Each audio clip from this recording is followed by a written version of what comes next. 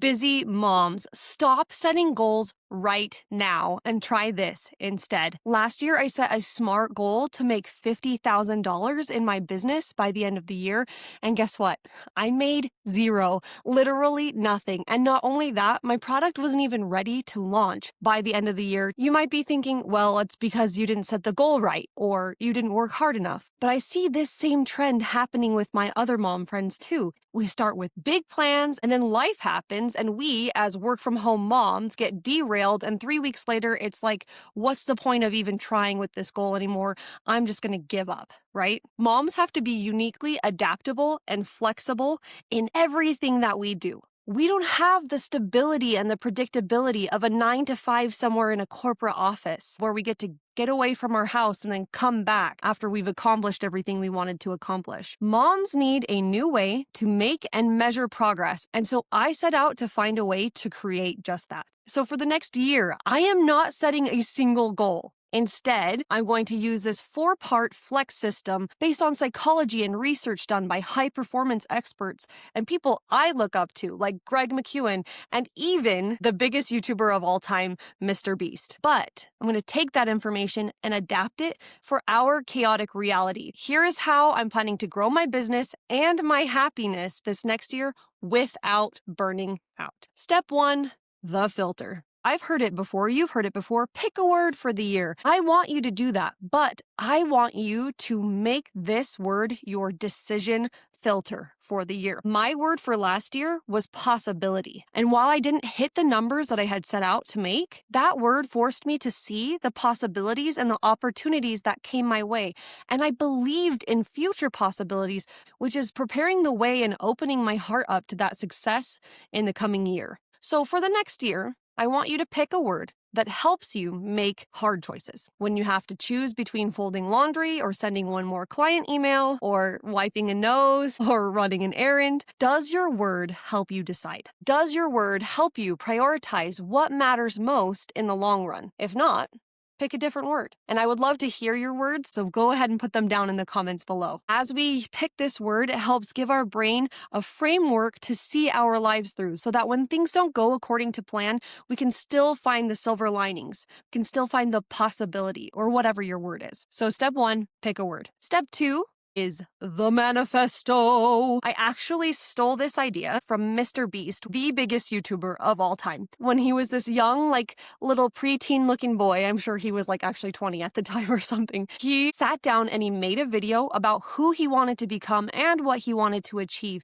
in 10 years from now. And then he set it up to go out onto the internet.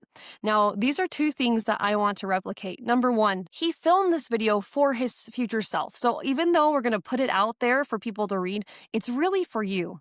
He was trying to predict exactly who he would be in 10 years. He wasn't focusing so much on the how because he didn't know the how yet. He wasn't experienced enough to know what was going to make him mega famous on YouTube, but he knew who he wanted to be. So goals are rigid. Manifesting is flexible. When my toddler gets sick and I have to lose a week of working on my project, the goal would say I failed because I didn't meet certain markers in this certain time frame. My manifesto helps me see that I'm still on track because I'm prioritizing the life that I want. I want to be there for my sick kid and I want to jump right back into work as soon as possible. It helps me show me I'm going in the right direction and I'm making good choices that help me feel fulfilled and purposeful. So write down in your manifesto what you want the future you to look like. I get a weekly email from an author named Benjamin Hardy. He co-authored some really awesome business strategy books, which I could link down below, like 10x is easier than 2x, who, not how, and also the science of scaling. He recently challenged us in one of his emails to take time to answer these questions. He said, thinking 12 months ahead, where exactly do you want your life to be? And why does this matter so much? So when I sat down and I wrote it all out, which I'll be sharing in a new video on Thursday, I was creating a vision of becoming something. And there's a lot of pathways to becoming that person, that version of me I want to see 12 months from now. So creating this vision will anchor us in our big and small decisions day by day, month after month, pointing us in that right direction again. It's peaceful, it's purposeful, but it's also infused with that fire and passion and drive that we all have. So this leads us to step number 3, the fence. Now, this comes from the book Essentialism by Greg McKeown. Step 3 is the fence. In his book, Greg talks about the disciplined pursuit of less. Doing less, owning less, being less. It's really eliminating hustle, right? Which I am all about these days. With 5 kids, a business, YouTube channel, and pregnant with my 6th, I want to get rid of all the extra fluff and hustle in my life as much as possible. One of these, the quotes that he has in his book that kind of haunts me is, if you don't prioritize your life, someone else will. Let me say that again. If you don't prioritize your life, someone else will. How many times have we thought we are at the mercy of every phone call, every email, every text, that we have to be available to everyone 24/7? This is why we're feeling stretched thin. We're allowing our environments to prioritize our lives for us. We need to build a fence. What will we absolutely say no to this year? For me, my big no, which is kind of scary, is that I'm saying no to working during my nap time. I always, every day, set aside a time for me to nap while my littles are napping.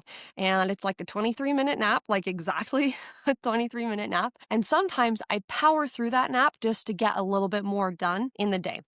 But what I'm realizing is that I need that recharge. I need that reset every single day. Being pregnant with my 6th child and working from home, I need to prioritize rest. And I wonder if you do too. I know it sounds crazy as a business owner, as a busy mom. You probably think, I don't have time to nap. But you don't have time not to nap. So this is my boundary for the next year, and you can come up with your own. Nap time is for rest, so that I can be a better mom and CEO in the times that I've set out to be the mom and the CEO. Try this. Write down your no list before you write your to-do list. No, I will not look at my phone before 8 a.m. No, I will not work through nap time. No, I'm not going to have my phone at the dinner table, right? Whatever your no's are, write them down, and it will help you stick to them when the day starts getting busier and busier. Boundaries protect your peace, and they teach people how to treat you. If you don't prioritize your life, someone else will. All right, step 4 is the fuel. Now, I am not a caffeine drinker, but I know a lot of us heavily rely on any type of caffeine to get us through the day. I stumbled across this research about micro gratitudes, which is step 4, our fuel. Lindsay Baumgren at the YouTube channel Nourish Move Love, I love her workouts. I got this from her in one of her workouts. She talked about micro gratitudes. Big goals require big energy. And most days I really feel like I'm just running on fumes, especially without the caffeine. But when you are in the middle of a hard workout, or you're in the middle of being rejected by a client, or the baby is screaming, find one micro thing to be grateful for. I'm grateful for my legs being strong enough to carry this baby around the house. I'm grateful I have a business that I get to worry about. This shifts your brain from focusing on the negative, which really does bring you down, like in your body language and your interactions with other people. Gratitude elevates and enhances everything that you do. Literally everything. So when you are in the middle of something really hard, say, I'm grateful to even just be doing this thing right now, and watch how your spirit and your soul shifts in the middle of that activity. So I am choosing to use this in step 4. Micro gratitude is the fuel. It's my daily pick-me-up that I'm going to go to instead of caffeine, instead of chocolate, to help me enhance my performance and get excited about the things that are really sometimes difficult to balance as a mom with big dreams, right? So this year, I'm not setting goals. I have my word for the year. I have a manifesto I'm putting out into the universe. I've got my boundaries in place and my focus on gratitude. Now, a theory is great, right? But does it actually work in real life?